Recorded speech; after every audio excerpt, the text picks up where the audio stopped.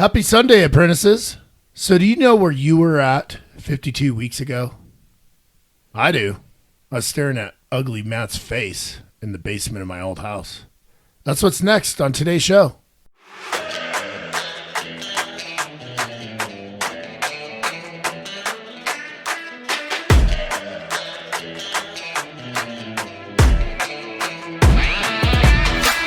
Trading Forex or any other financial instrument carries substantial risk. The topics discussed on this show are the views of the host and the producers only. You should consult with your financial planner before investing in Forex or any other financial instrument.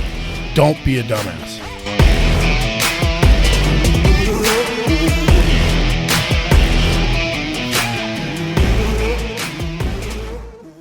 Welcome to the Day Trading Plumber, episode 52. This is the last episode of our podcast year. We made it. I think you're confusing people with that. Okay. They might think, this is our last podcast. Oh, they're ending the show? Thank God, they said. Now I don't have to waste my Sundays listening to that raspy voice. What do we have here?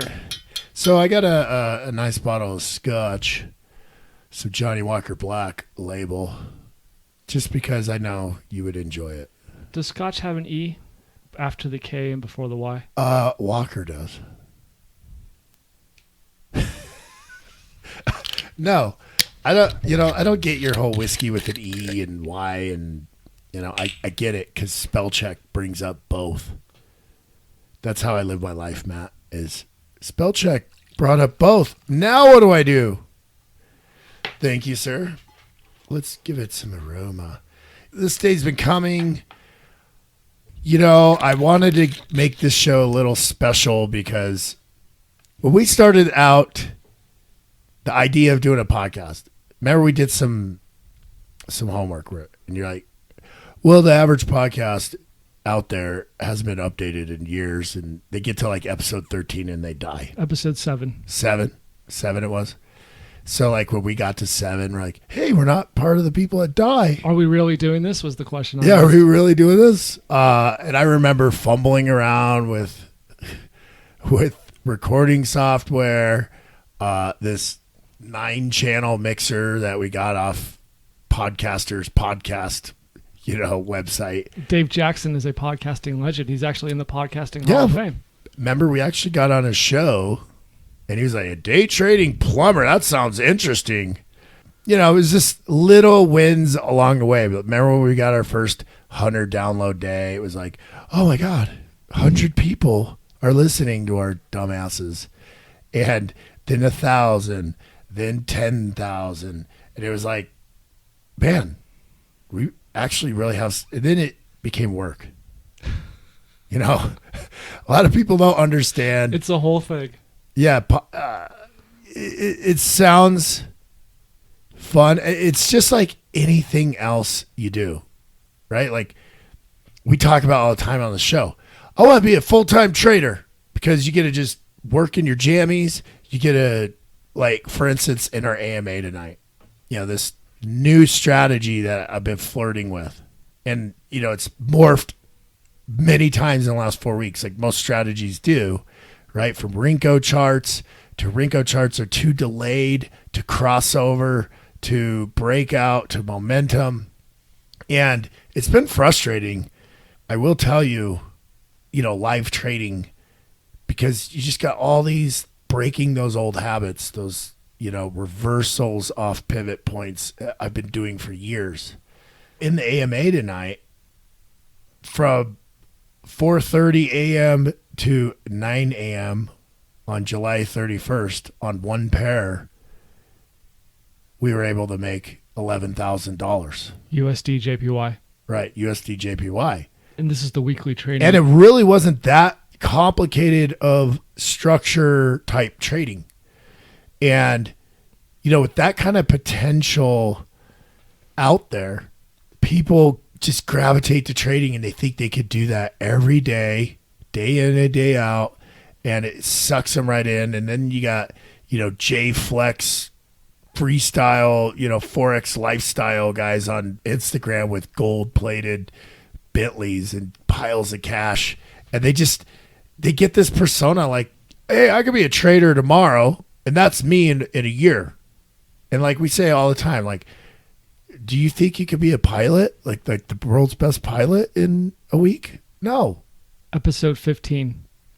Oh, are you just going to rain down? Episode 6. We talked about pivots. I'm just helping our new listeners, dude. So if you are new to the show and you just happen to land on episode 52. Us idiots. Yeah, it's a show about me, a plumber. And, Matt's worked himself, weaseled his way right into the show. All by design. And, you have quite a big fan base. Me, former plumber, turned, self-taught mechanical engineer, worked for a very large hotel firm near the end of my working for the man career. And through that process, started trading as a hobby.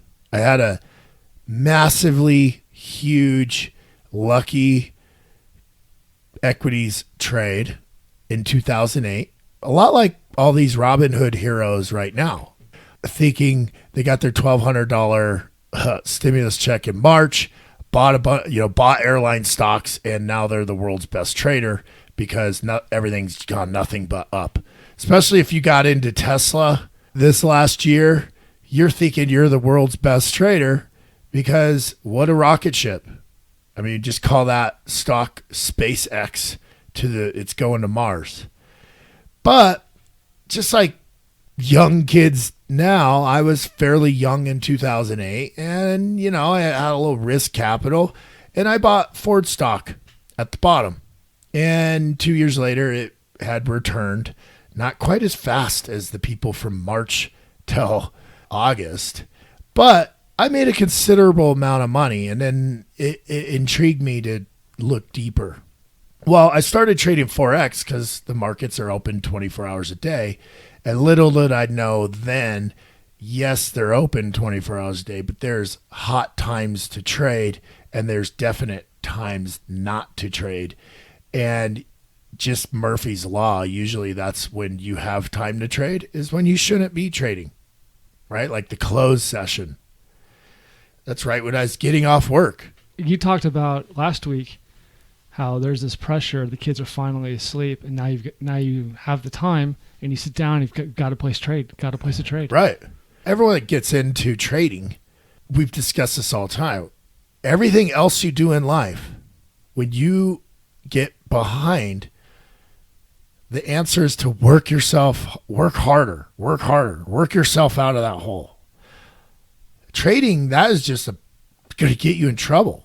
The two most common things people make mistakes when they first start out trading is over trading, too big of position sizes, and then not cutting off their losers.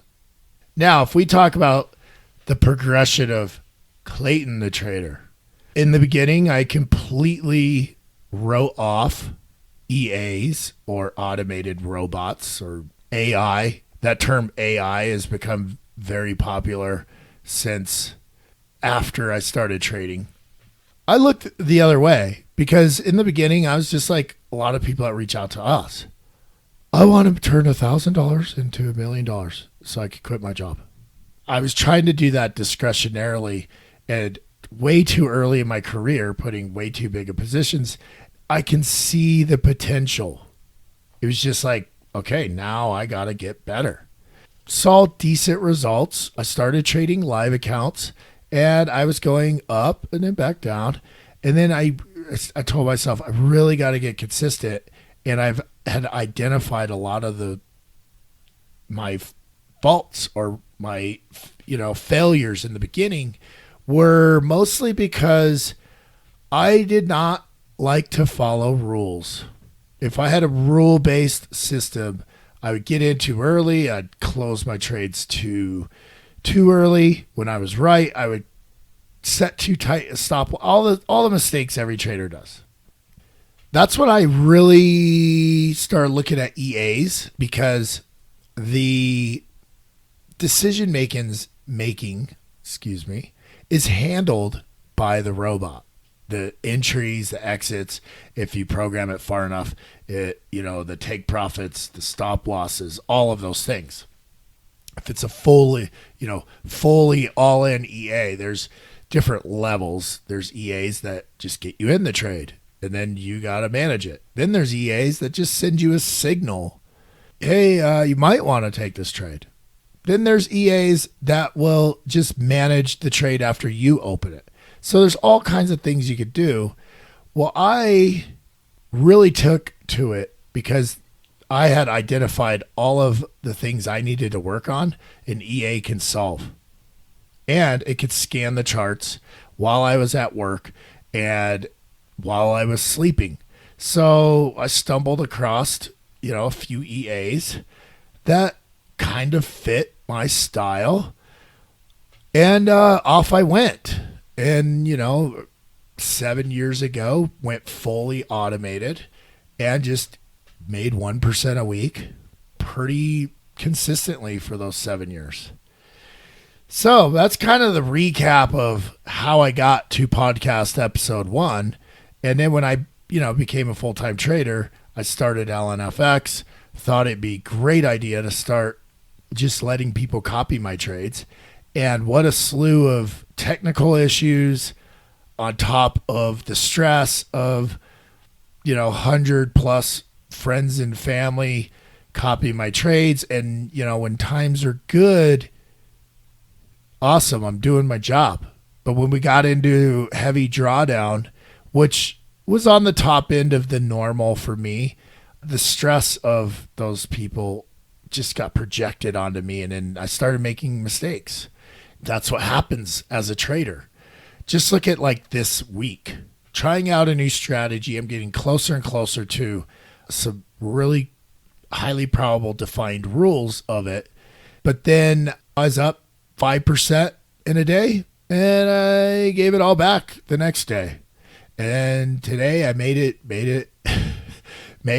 3% today. And tomorrow's Friday, so I'm kind of thinking, maybe I should sit it out and just go back over my trade journal and try to hone in and get ready next week. But if I could get this tiger, the next level for me is getting that tighter trades because I know it's possible. I wrote it off all these years as I'll never be able to put that kind of energy and thought and focus. And that's what my mission is now is can I get to that next level as a trader, which is super tight entries, super tight discipline, having your, I'll steal the phrase from Mike Bellafore's, book, The Playbook, making that playbook every day, looking at every trade with an if and statement and actually doing it.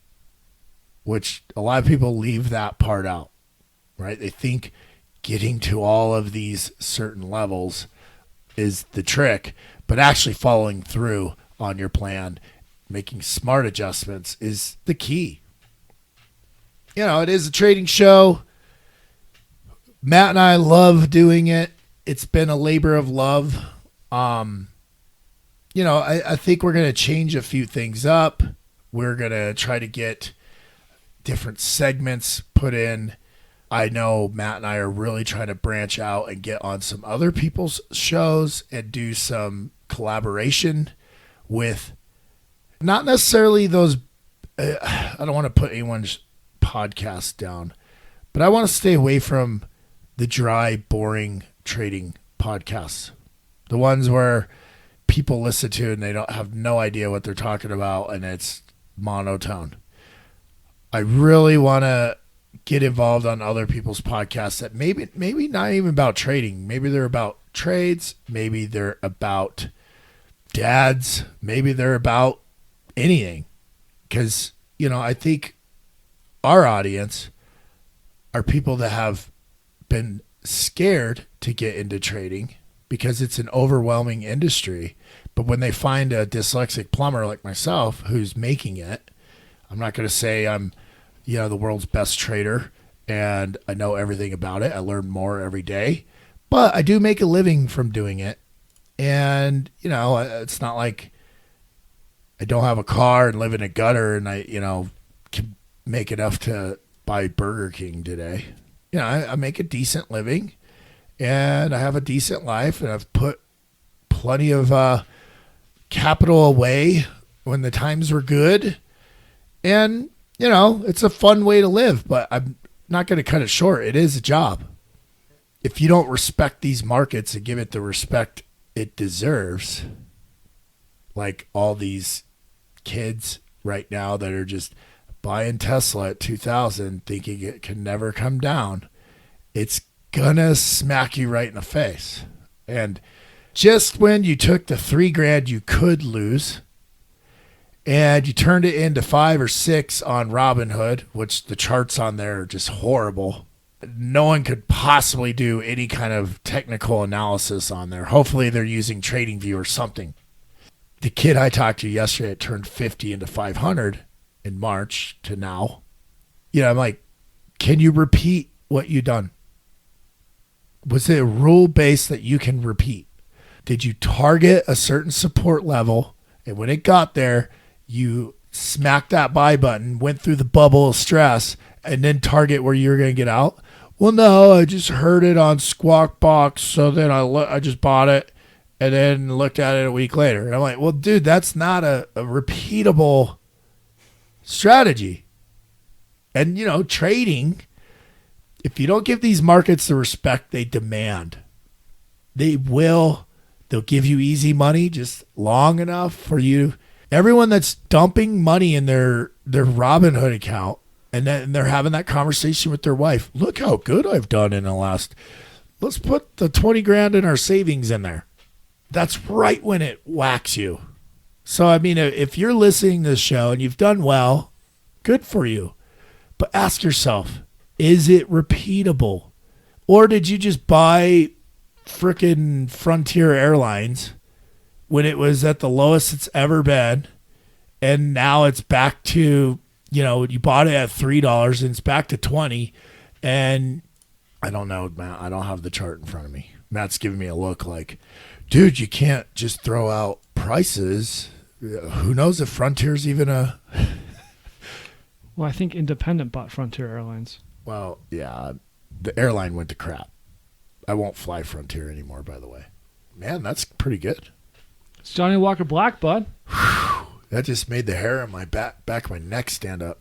When you drink whiskey and you can feel it flow through your body like it warms your blood up? Like the warmth of heroin, you know you have good whiskey. How do you know heroin warms you up, dude?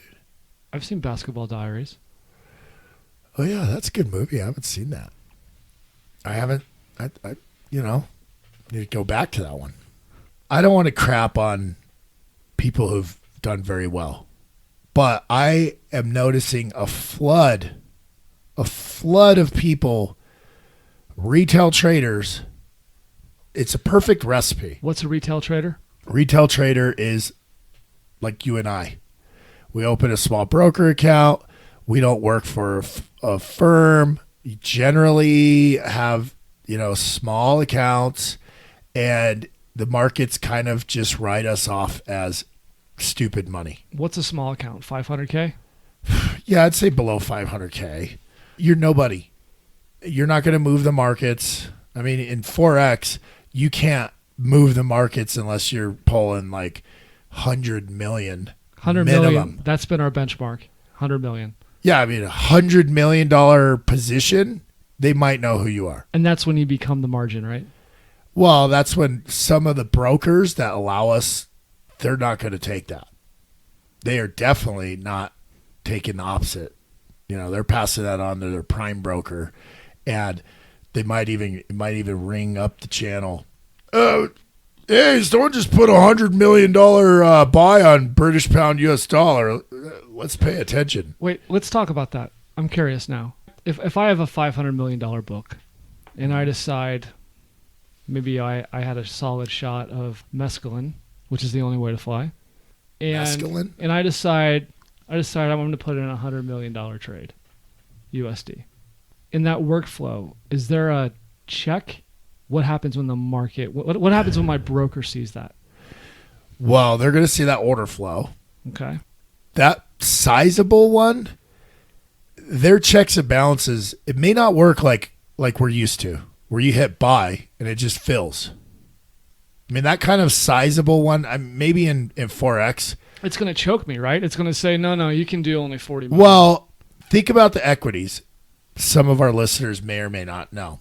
When you try to day trade equities, from the little experience that I've had trying to, it's not like Robinhood where you just buy it and then you get your order was filled. A little confirmation. Right?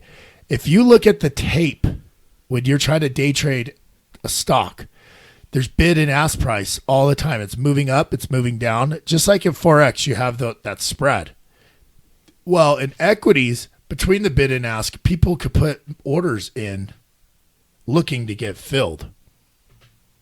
Forex, your broker will just fill it wherever the bid is. You don't get a chance to flirt around within it.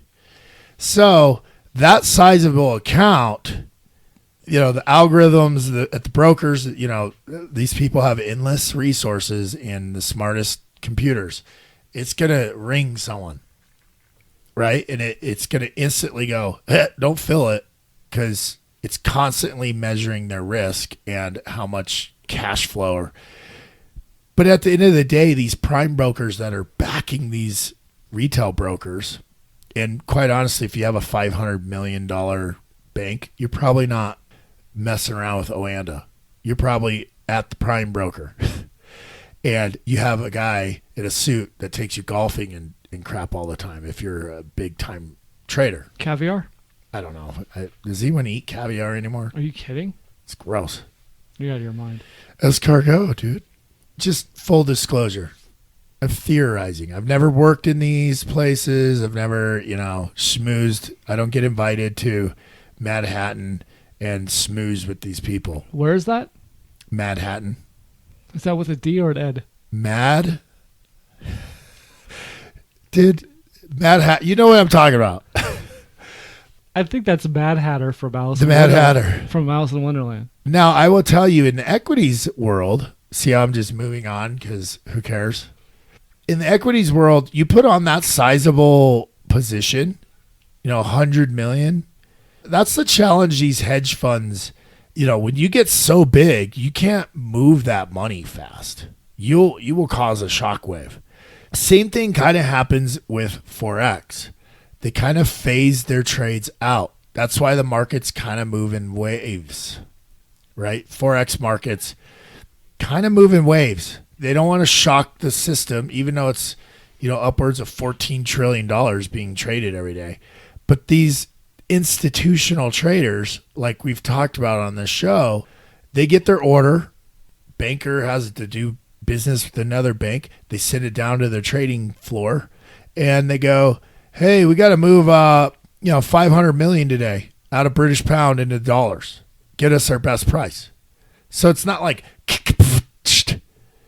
they send their 5 trusted traders on and off they go. And remember what we talked about maybe last episode, the longer time they could give them, the best prices they could do. If it's like, I didn't even move 500 million now, you're going to get a shitty price.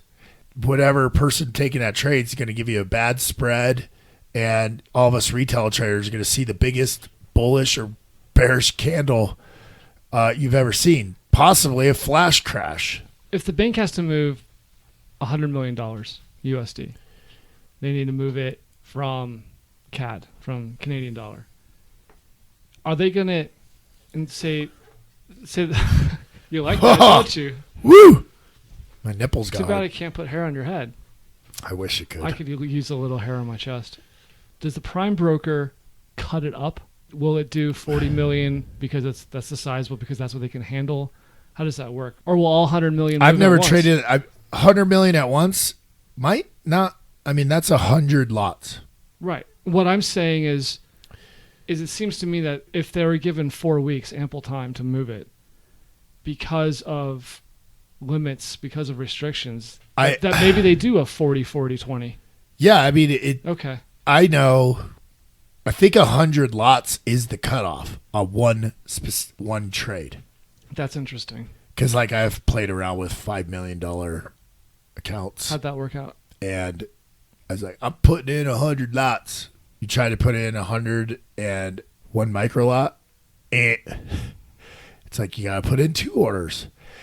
Equities, you got to move on. You got to take 100 million out of Tesla. You're going to tank that stock. So like these hedge funds. And that's when the SEC gets involved, right? Yeah. And then they're going to go, what? And the rest of the street is going to go, fucking Berkshire Hathaway just pulled 100 million. I mean, it's going to be on Yahoo. And then, then there's a panic sell-off. The trick is to move that kind of weight under the radar. Forex, that radar is way bigger and way more vast. And it's a lot easier to move around. And that's, because basically it's just cash. And these banks have huge amounts of money to park somewhere. And us retail traders, they view us as just, because the majority of us are idiots and banana heads. And they just soak up all of those moves. That's why they allow us to do this. We provide a little liquidity in the market. We cause a little bit of the noise that goes on in there. And, for the most part, majority of us lose what little we put in, which is profits for these institutions as they're just doing business, right? Because they got real educated traders that have patience and they have plenty of capital behind them to wait it out. Us retail traders need to really think like them. Don't put all of your margin on one bet. I mean, that's just crazy. And if you do, it better be super tight. And because that stop loss is super tight, don't be surprised if you get stop hunted. Meaning price just erratically shoots down 10 pips, takes you, and goes up. Because they know where our levels are. Oh my God. It's hitting a S3 pivot point. Everyone's thinking reversal. Even institutions. Price has gotten way too cheap. We just better buy some, which is going to make that go up. They know they don't want to put a huge position on and alert the whole market that reversal. So they're going to slowly work their way into that position. And they might even take some shorts at that bottom to kick all of us retail traders right in the teeth. Because ding, ding, ding, it's obvious. Price is cheap. It hit S3. They know where we're all targeting. So they're going to let a couple bullish candles happen, a doji, and then whack it back down. People think like the brokers like just manipulating it. No, people that have the weight know how to whack us right in the face. They'll let it come up and then they'll just smash a sell in there, pushing price back down so they could suck up all those stop losses, right? And this would be the prime broker who has the weight to take your opposite trade and add more trades. Their traders are going, let's throw some weight down. I mean, it's just like breakout trading. Very popular. Why do you think you need to wait for that retest? Because everyone sees the breakout. It's not rocket scientist or science. Everyone can see the breakout.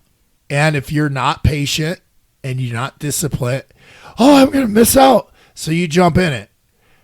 Then the retest kicks you right in the teeth and stops you out. And that retest is what you need to wait for. That's what the institution's waiting for. Because everyone can see the breakout. But that's what makes these markets awesome. That's why Fibonacci works. It's not some dude in the 1600s, just miracle forecaster. Yes, he found the similarities in nature and everything. But Fibonacci works because everyone's using it and sees the same levels. Now, you got to kind of draw a zone because everyone draws them a little different. It's why pivot points work.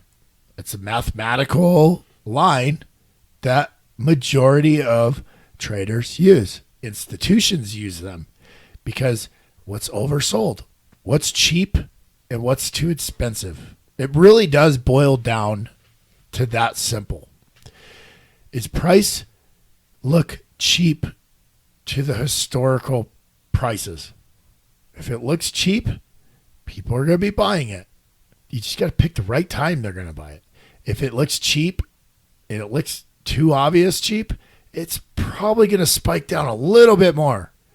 Just enough to piss everyone off that has been targeting that obvious support level. Fundamentally, you should be buying on support. But don't be surprised if it stretches 10 pips. Because you know how many traders I know, like, put a 10 pip stop loss. Do you not think everyone knows that majority of people are putting a 10? So it's going to spike down 10 pips almost exactly right where all those stop losses are. So next time, instead of buying in front of support or right as it touches, put your entry 10 pips or 9 pips below that support. Now, boom, you caught it right at the end. Why did we start this whole thing? Why did I start AllenFX? I mean, I know this sounds stupid cliche, but I truly, truly, truly want to spend my time that I'm not trading to make a living helping other people. I found lots of joy in our community channel, seeing people come in, they're timid, they don't know a lot. Within weeks, they're calling out support levels and resistance levels. It is pretty cool to see that. We're meeting people around the world, right? We're getting different feels, different strategies, different ideas. Now, you do have to kind of wrangle that all in. What's up, Duncan and Swayam? I'm sorry if I didn't pronounce that correctly. Swayam. Yeah, he's in Thailand. Pretty cool. Yeah, and, Duncan, young kid, Yep. Pretty sharp. He knows how to trade options, obviously. You got him 40 pips and he was hooked. Yeah, I mean... And what did you do? The same thing you do every day. All right, let me show you. It was pretty cool to watch. And it's good. Like Swayam, right? Up 23% this week. And he's like, this is the best week I've ever had. I go, it's probably because we're in a community, people trading like, we're all pivot point traders. And you get different looks. And, just like, I hate to keep bringing it up, but, because I'm reading both his books. Let me guess. Bella Fiore. Yeah, good old Bella. He talks about how when at his prop trading firm, when they immerse him in the floor with all of those other traders, how much better and crisper they get. Because, it's a little competitive. Just like in Billions, right? Yeah, you put them all together. You put your guy, your trusted guy around them. They coach them. Into the pit. And they get a bad day and, to the demo, right? Because they did something stupid. And then they got to come in and they all have to have the trade of the day, right? Analysis. And then they key off all of each other.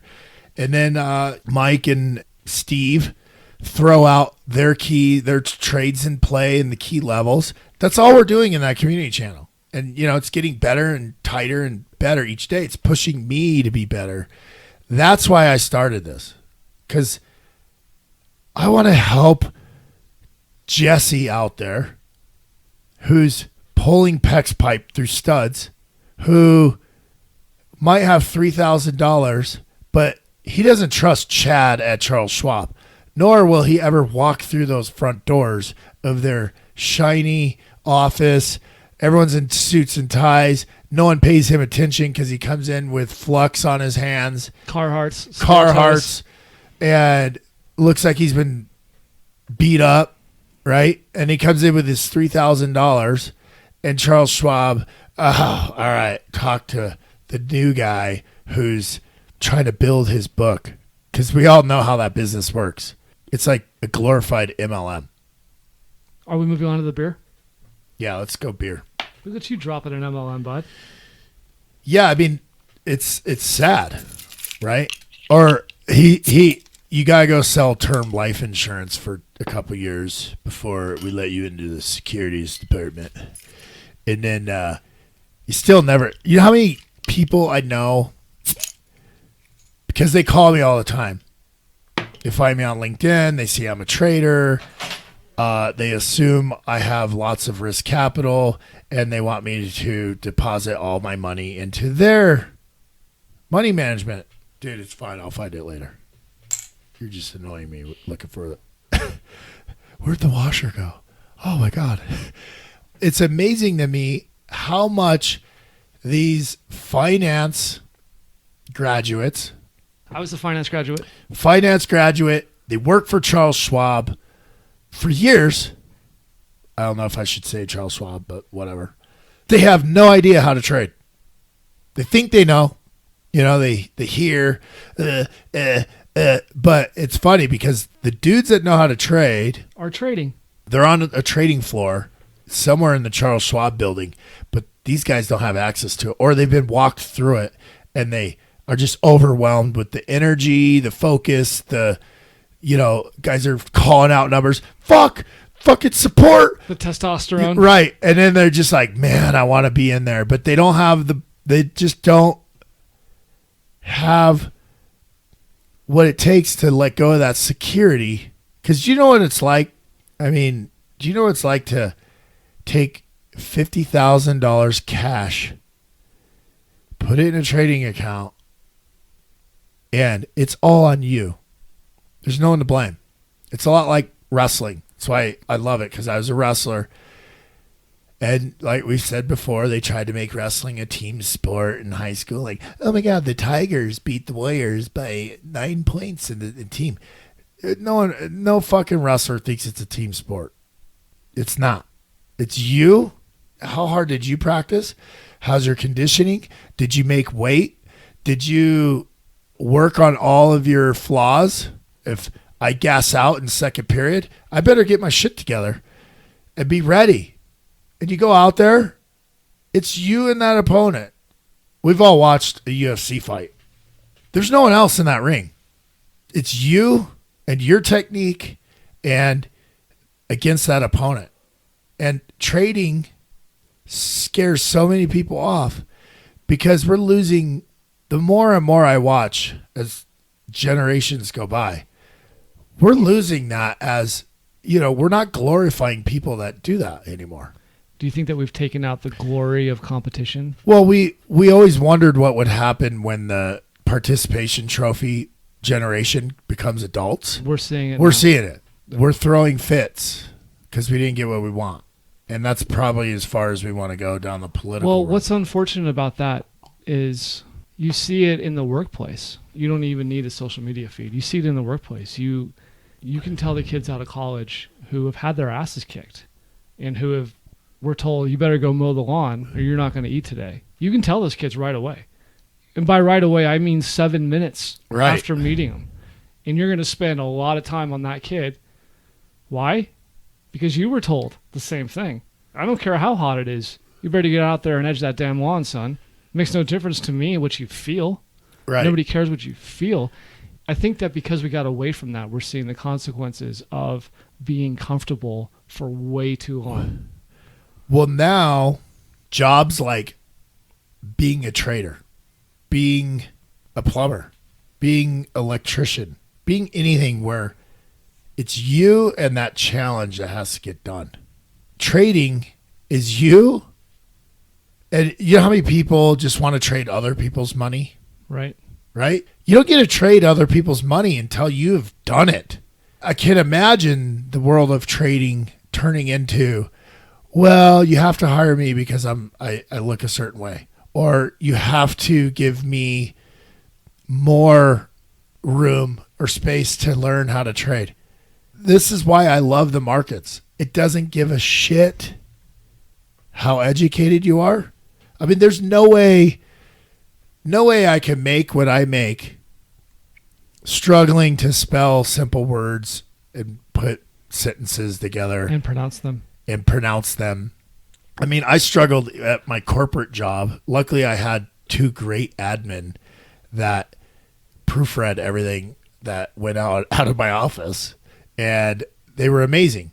But I would never get to be at the level I'm at because we've created this world where, well, what school did you go to? Oh, well, at the end of the day, it doesn't matter. If you can trade these markets, that's why it's such a lure. Because I don't need a degree. All I need is capital. It's a total meritocracy, isn't it? And people get into this that thought Harvard was it and thought their circle of friends and their social life and all that mattered. And then they come into the markets and just get their ass kicked by, and they're like, well, that's not fair. I've put my work in. I should get it out. I love this environment. I love the environment where it doesn't care how long I've been doing it. Doesn't care if I'm unionized. It doesn't care if I read the book last night. Like, I used to love teachers that be like, I don't give a shit if you show up. Can you pass the test? I thrived in that environment. Not that I didn't show up, but I hated reading. Read the course material. Fuck, just give me the points.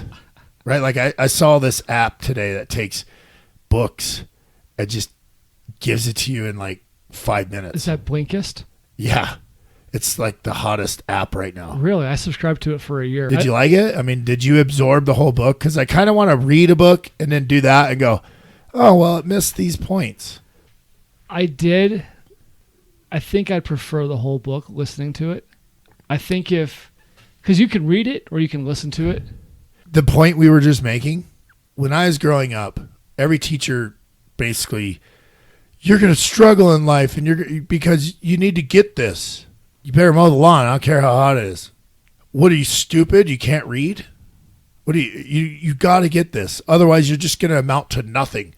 And like, I literally had to sit in a different lunchroom and all of this crap, right? I was labeled young. All of these things that if I listened to all these people back then, which I don't have a grudge against, today, they did this to me and this is why I'm this way. I could have easily taken that route. The victimhood. But the point I'm trying to make is it's no one else but you and the challenges you have. What have you learned in this process? Well, I've learned it's 10 times harder than you think. Just like trading. Trading's 10 times harder than when you get into it. It's not like podcasting or starting a business. I thought it was going to be like this really easy venture, but I didn't know of all the obstacles that would come. Now, podcasting, it's fun. I love this hour. It sucks that we got to do it so late, but you have a full-time job. I do kind of. We both have 2 little kids. Right. We have kids. We have family. The hardest part about this is content. There's only so much you can talk about, especially why do you think most podcasts turn into interview podcasts? Because they run out of stuff to say. And it's a very important point. Gary Vaynerchuk from Wine Library back in the day when YouTube came out and from New York, worked in his dad's liquor store, became a sommelier. That's not true. He just became a wine expert. Did he actually get his sommelier license? And then there's a step above that too, right? I think there is. Anyway, he started putting out videos of his opinions on wines, which is a great idea then.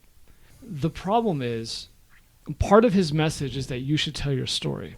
And unfortunately, what we're seeing now is far too many people don't have stories. And I know how arrogant and awful and conceited that sounds, but the reason that they don't have stories is because they haven't done anything. They didn't put the work in. Well, first. they haven't suffered, right? And I talk about suffering all the time, whether it's as a Christian, as a former Marine, as a kid who struggled in private school, bottom of the class, all the way up, all the way through. As a kid, as a grown man veteran who cried in finance class and accounting class because I couldn't figure it out.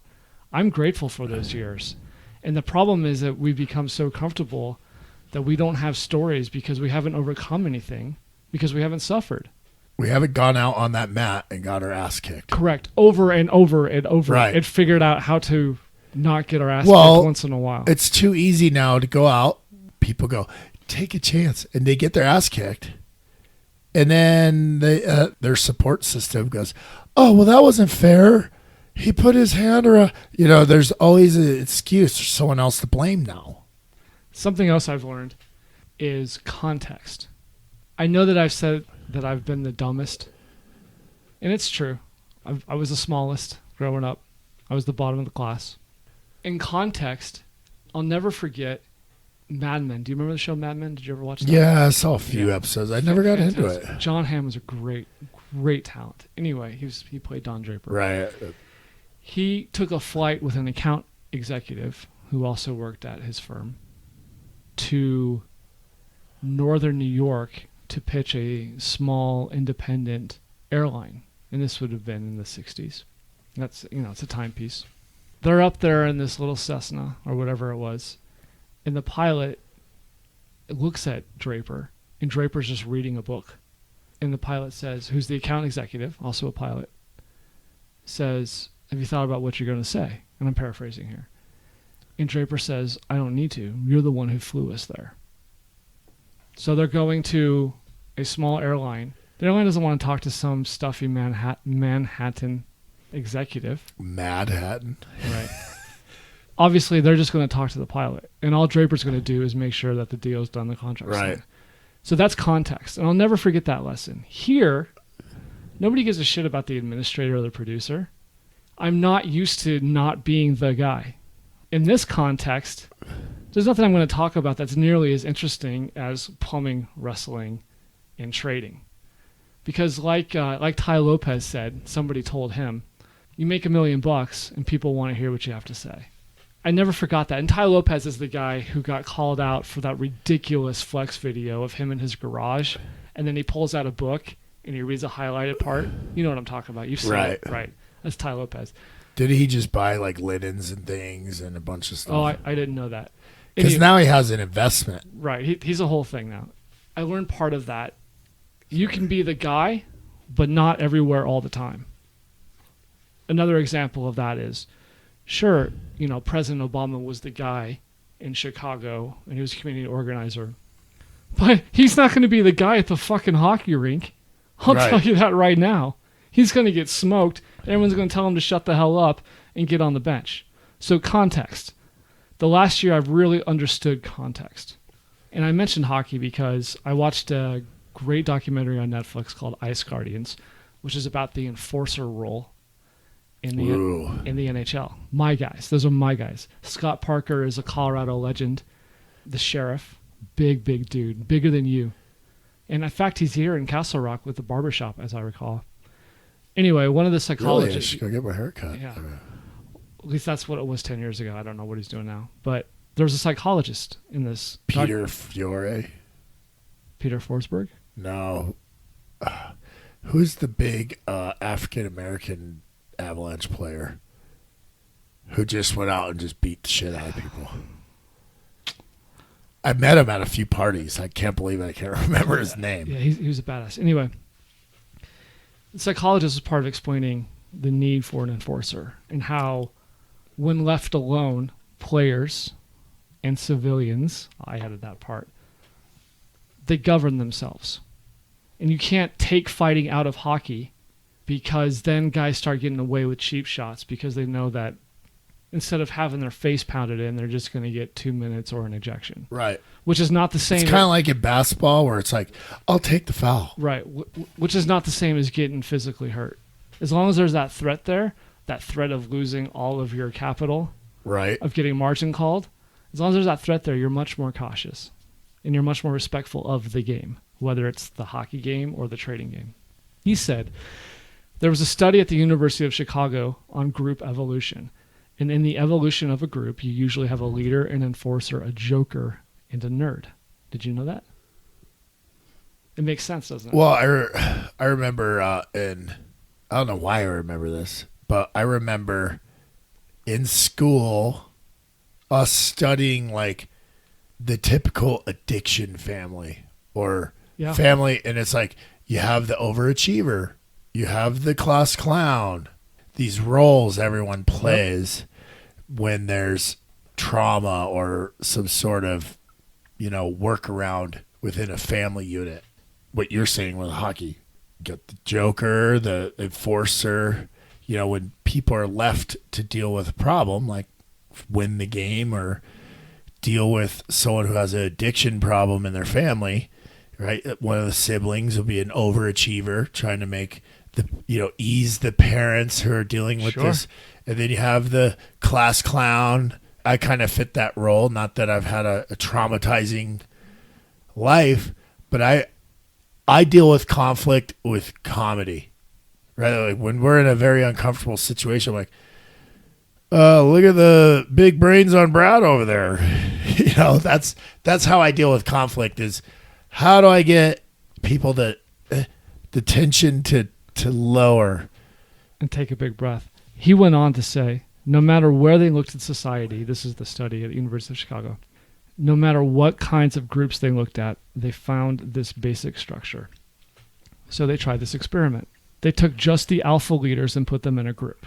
In this context, you're definitely the alpha, whereas I've had to really understand my role. Whereas normally I am the alpha.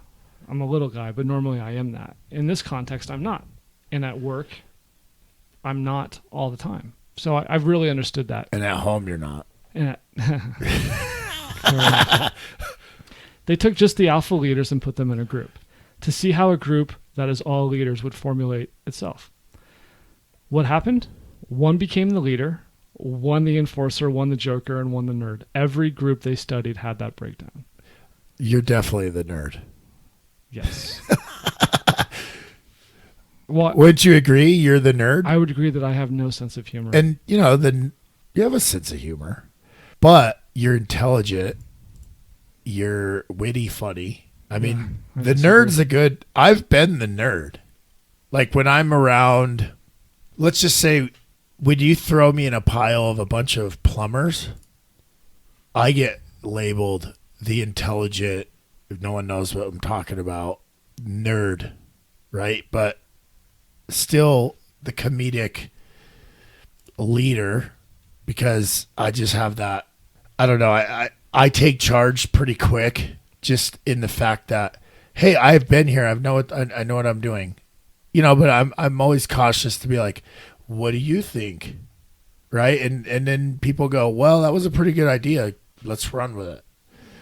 And that was like how my leadership style formed, because I was always the young kid who is the boss. Right. So I had to approach leadership in a whole completely different way. That was the same for me. Because my boss was the dictator type. Yep. He was the type that said, you do as I say, not as I do, don't ask questions. And I took what was good from that style, but I couldn't be that person. Not when you're 21 running 40 or 50 older men trying to get that all want your job, by the way. What was funny is I used to be able to convince them, look, I know you want my job because you think I make more money than you, and I might, but you just want the job because you want the more money, but you don't want the headaches. Do you want to be the one everyone's looking at? Do you want the 9 o'clock phone call?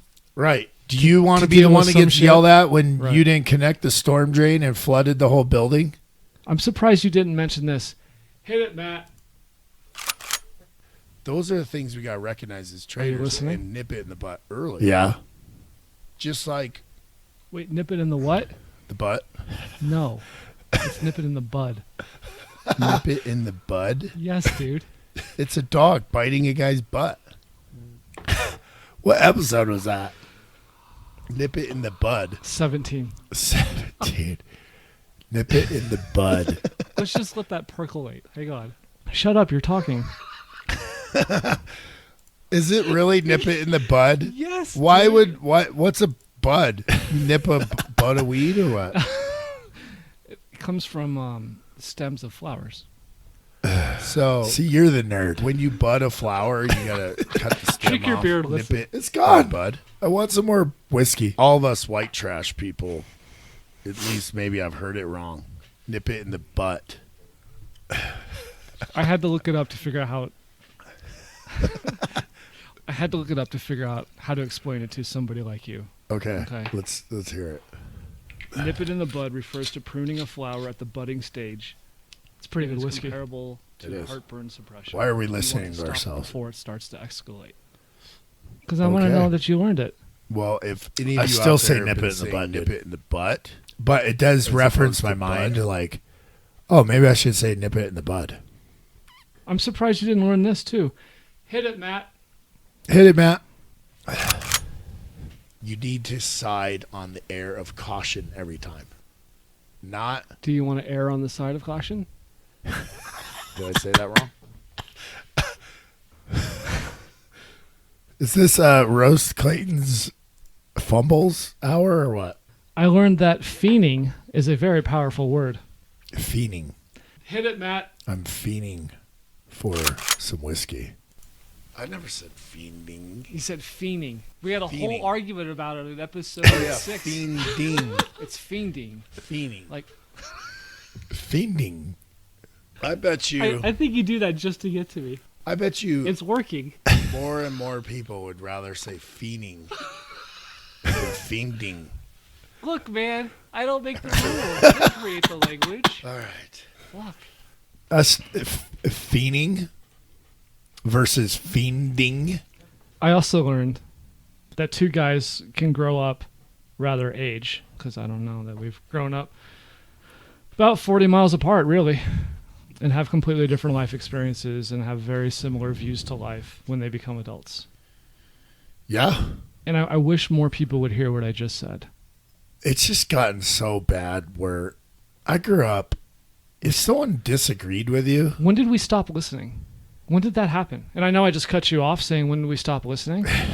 But when did we stop listening? When did that... It sucks, man. I also learned that if the content is good, nobody's paying attention to the audio. They're listening to the message, not the way it's delivered. yeah. Did you remember when we first started? Like the quality of audio was like, oh my god, it's got to be utmost. It just can't be Gary Vee eating a salad. Oh, dude, what is that? I don't want to hear something I chew it. Oh, Yeah, like I said, mother effer.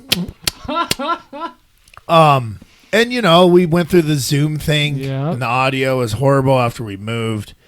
We had a few people close to us say, "Hey, dude, like, what's wrong?" But I still enjoyed the show. it was only temporary. You had to switch wrong. Yep. But I also learned What's that... funny is I might mess words up, but like when you mess up, you're like, "Oh my god!" Like It's the end of the world. End of the world. I I'm have so one sorry, job. dude. I have one thing to do. It's like you didn't get Duncan in the AMA tonight. Oh my god! Oh, dude, it ruined my day. Whole day was shot. I Duncan. also realized that they notice everything bad about a production if the content isn't good, which is important. Yeah. Well, it's kind of like if you pay too much for a car, you'll find everything wrong with it. What are we gonna do this year? What's coming up? Well, I want to branch out a little bit. I want to go on some podcasts, possibly have maybe a guest or two on. I don't want to turn it into an interview show, but I do want to get some perspective. I think the more and more followers we have, like in the chat room group, I think it'd be cool to have, maybe Brandon or Hank on the show, talk about their process. I know Hank's taking the journeyman course right now. I'm running my first masterclass on September 1st, and that's going to be a learning experience for both me and the students in the class. Maybe we bring some of them on. I want to spice things up a little bit. I want to adapt and keep energy in the show. And I definitely want to talk about my trading results again. We used to have the captain's log, and that was designed because, people were copying my trades. And in essence, I don't want to say managing, but we all know how that story went, right? We had a lot of people there's a class of people that want to make money. They want to have plausible deniability if something goes wrong. They don't want the responsibility, Right. only the reward. Well, and that's why Fidelity's and Charles Schwab's have trillions of dollars under management. because people don't want to do the work. And then when something goes wrong, and why do you think like these money managers and these people all pool the money the same way? So when the S&P drops, everyone lost. It's an easy story. Well, we're all losing because it makes you feel good when you look at your neighbor and he's doing just as bad as you. It's psychology 101. So that's how they're a fee management business model. Yes, if you want to go with the cattle and the herd and make your 6-7% a year in good years and pay them massive amounts of fees and they get kickbacks and all this shit that goes on behind the scenes, and we all just go with it. But there's a few of us that want to get in the weeds. They want to figure it out. They want to push that envelope. I want to capture those people. I want to bring them on board. And I want to do it in such a way that I'm not presenting myself as flasher flexer guy. I'm not presenting myself as the world's best trader. But I am a dude who struggles to read and spell and pronounce words, who does make a living by trading, which some people find massively phenomenal, and some people think I'm wasting my time. If you were to talk to my ex, when are you going to get a real job? Why? Is the bills not getting paid? Oh, you're recording your podcast again? Oh my God, can you just like skip this week?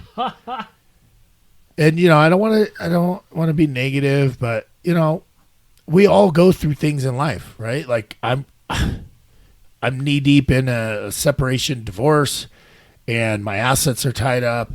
Theoretically, I'm 41 now. Half my life's over. Possibly more than half. But statistically, okay, half. What am I going to do the second half? What did I learn from the first half? I want to do something good. I want to change the world. I still think stupid Clayton from Frederick, Colorado can change the world. And if that's in a means where I help Hank, Brandon, Duncan, Sawaya Mike. Law Firm. Hey, Swaya, we have a law firm. It's pronounced just like how we think your name is. If I could help these guys become consistently profitable traders and find some sort of motivation in life, right? Because we've all been there. We go to work every day. We have a shitty boss, or we may even have a boss we like, but it all ends up the same way. We take our paycheck. We're miserable. We think we have more potential in us.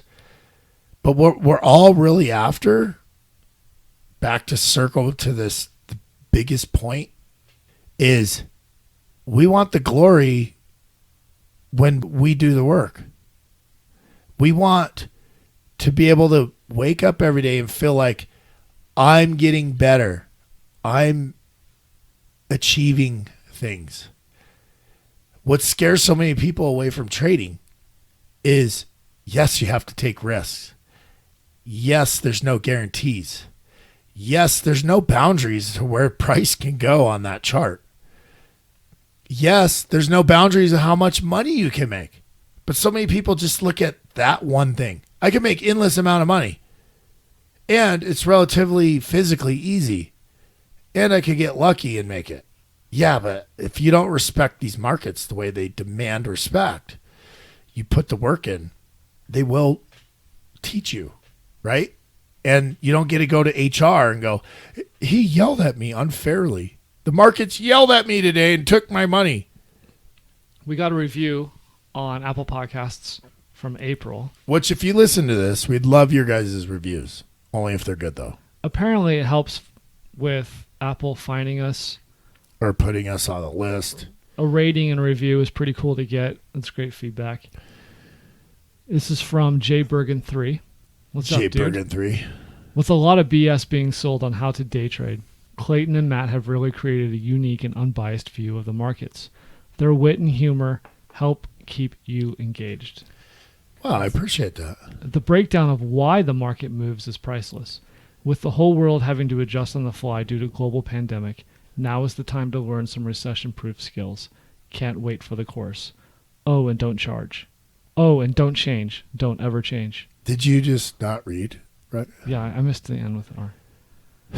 Well, that was awesome. Yeah, thanks, Justin. After 52 weeks, trading styles changed a little bit, mostly because you have to adapt. We've gone through a pandemic. We've gone through a trade war. We're going into an election year, which, by the way, put on your calendars. We're going to be trading live, probably on YouTube, on Facebook. I'm going to figure out how to stream live on all of the outlets. I'm going to trade my own capital live that night. It's either going to go extremely well or it's going to be a really bad idea, which normally I would say it's a bad idea. But the goal I have is to hone in on these sniper trades and try to take advantage of price movement, and it will be moving. I remember watching the last election. I was in my house in Pagosa Springs. 2016. Yep, Trump and Hillary Clinton. Almost forgot who it was. She hasn't. I will tell you, I was watching the Euro US dollar, two biggest economies in the world, and early reports, right? This was before the media was so, it wasn't so obvious how dirty they were, right? But I was watching CNN and Fox, and the early reports was like, oh my God, Hillary's going to win. It's going to be so great. Here's her glass ceiling where she's going to break through the glass. And there's all these people cheering. They just know they have it won. And even Fox in the early was like, early reports. I'm watching the dollar tank, just 1,000 pips. Dollars tanking versus the euro. I don't know if I had pivot points or not, but it was all fundamental driven. But as soon as Trump started winning states, Fox just started going, he won a state. Oh, he won another one. Oh, we got to get Florida. Oh. CNN's still celebrating over there. Oh, what do you think she's going to say in her speech? The next 5 years. Meanwhile, the markets blocking out all the bullet BS, quick turn, and the dollar just starts skyrocketing. And if you go back and look at your charts on November 2016, you will see that pivot. And you will see for the next 4 years, up until COVID, bullish dollar.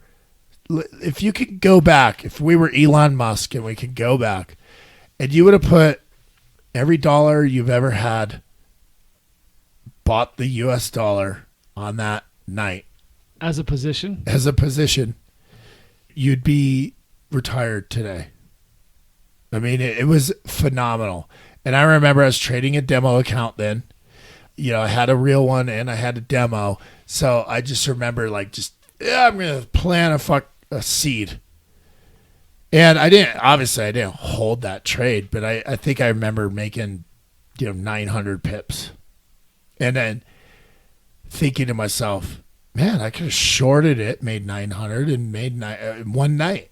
So we're going to attempt that every 4 years. You get this opportunity. And maybe we'll even record it, put clips of the podcast. But that's what I kind of want to do with the podcast. I want to do some fun stuff, spice it up a little bit, because why not? Thank you very much for listening. Please join us next week. Over and out.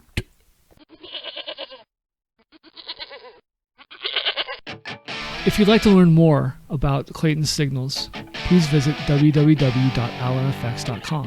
You can find me on Twitter, Instagram, and Telegram at OFPMatt.